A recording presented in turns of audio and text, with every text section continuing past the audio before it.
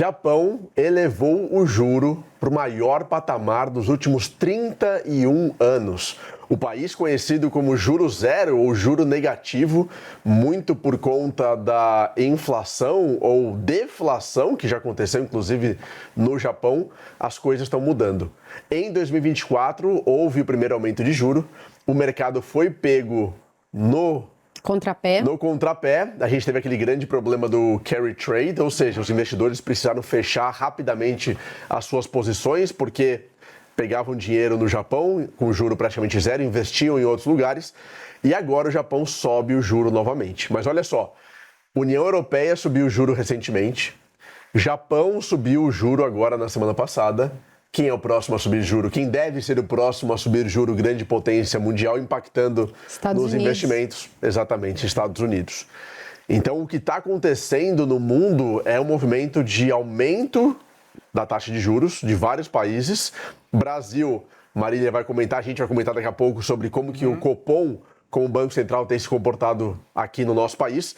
Mas é um momento cada vez mais propício para títulos de renda fixa, especialmente os títulos soberanos, que são os emitidos pelos países, com juro cada vez mais alto, os investidores fogem da renda variável e acabam buscando os títulos. É incrível o que está acontecendo com o Japão. O Japão foi anos e anos considerado como o país do carry trade, né? O país de venda da moeda, exatamente por conta de juro baixo. Como é que ele conseguiu ficar tantos anos sem inflação, com juro baixo?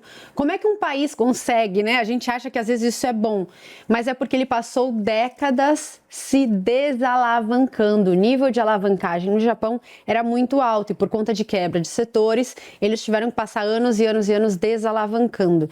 Então foi uma situação delicada no Japão. Muita gente usava o Japão como estudo de caso para falar do que não fazer em termos de política monetária, alavancagem, dívida e crescimento, né? Principalmente um país de crescimento muito baixo. Mas agora isso está mudando. Depois, no pós-pandemia, a gente viu a inflação reacelerar lá, finalmente, e esse movimento de taxa de juros que acho que pegou o mundo inteiro das moedas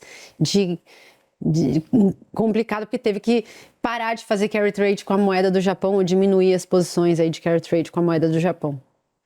E o dinheiro nosso aqui é impactado por isso, né? Não podemos esquecer que quando tem migração de capital no mundo, isso afeta o todo, né? Nosso dinheiro aí está sendo... O que acontece no Japão não muda só para o japonês, muda para o mundo inteiro.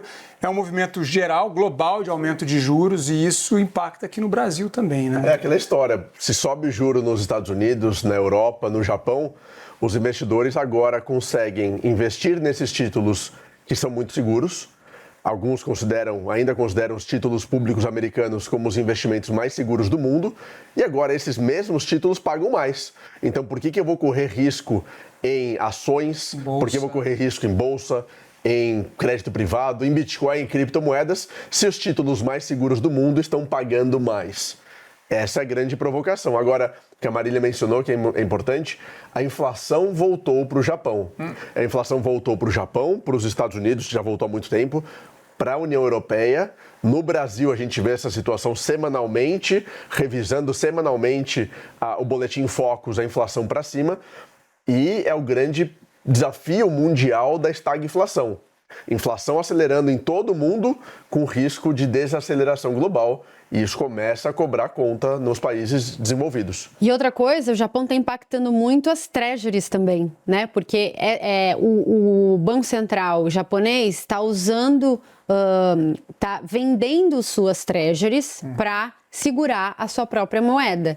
E ele, nos últimos meses, ele foi o país que mais vendeu títulos da dívida pública americana, e não por outro motivo. Os juros do título de longuíssimo prazo da dívida pública americana subiram. Então tem Japão vendendo treasury, tem China vendendo muita treasury para comprar ouro, né, no meio de uma guerra comercial.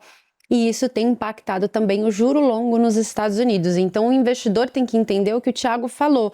O que acontece no Japão parece que não, mas influencia os investidores do mundo inteiro. Influencia os investidores de juro longo nos Estados Unidos, né? Então quem tem pré-fixados longos nos Estados Unidos sofreu com a marcação a mercado. Quem tem juro no Brasil, quem tem carry trade, né? Vende moeda japonesa para comprar moeda de outros países também sofreu. Então acaba impactando os investidores investidores de todo mundo.